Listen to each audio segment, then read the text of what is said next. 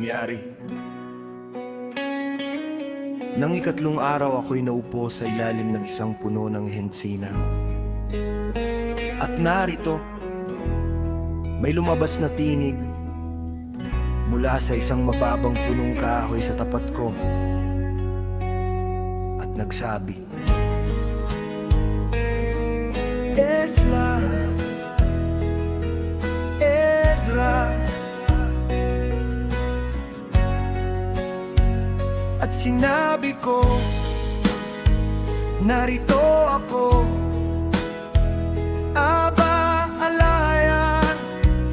At ako'y tumayo sa aking mga paa. Nang magkagayoy, sinabi niya sa akin,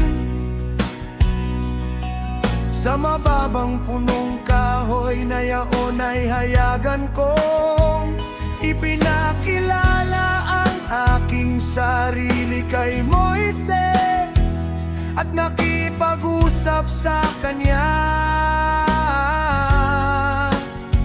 nang ang aking bayan ay magsipaglingkod sa Egipto.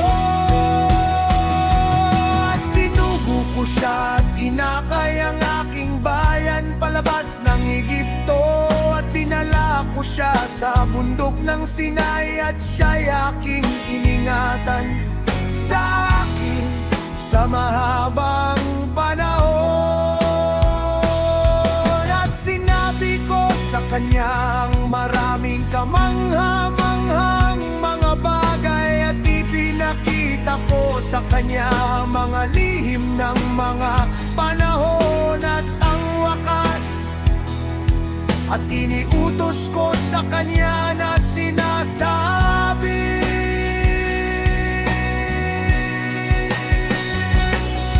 ang mga salitang ito ay iyong ipahayag, at ang mga ito ay iyong itatago,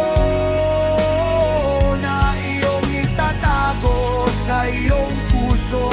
Ang mga tanda na nakita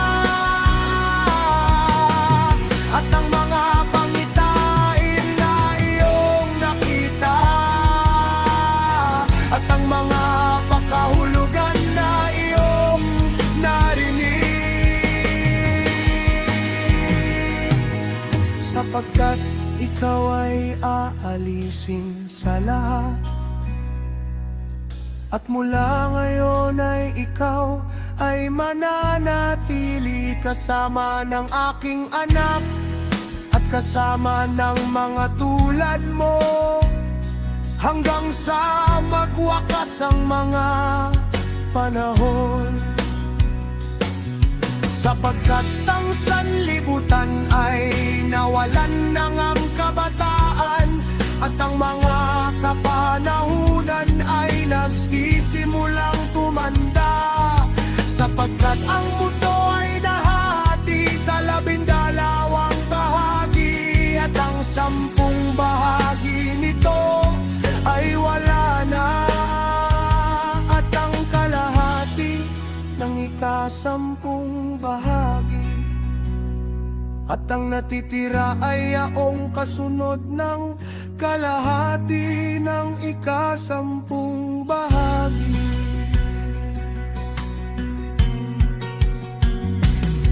Ngayon nga ayusin mo ang iyong sanbayan at pagsabihan mo ang iyong bayan. Aliwin mo ang mga nasa kapighatian at talikdan mo na ngayon ang kasama.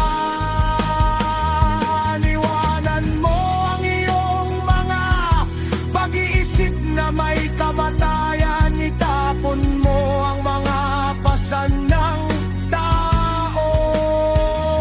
Barin mo na ngayon ang mahinang kalikasan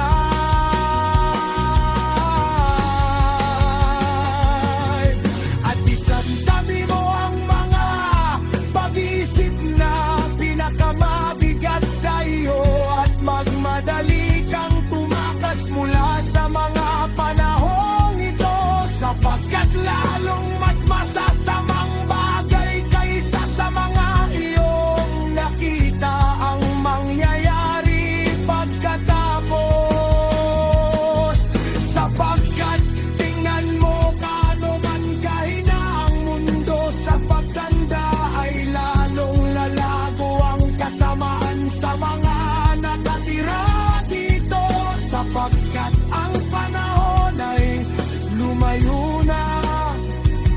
ang pagdaraya ay malapit na,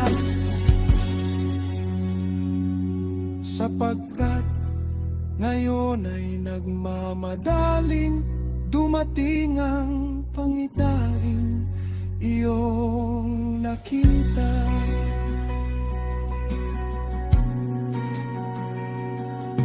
Nang magkagayoy, sumagot ako sa harap mo at nagsabi, narito abalayan.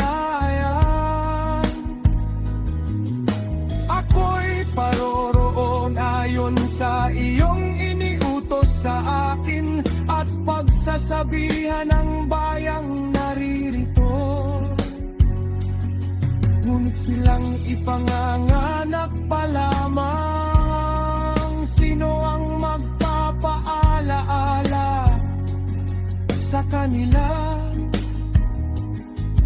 Ganito ang sanlibutan ay nalagay sa kadiliman, at silang nakatira dito ay walang liwanag.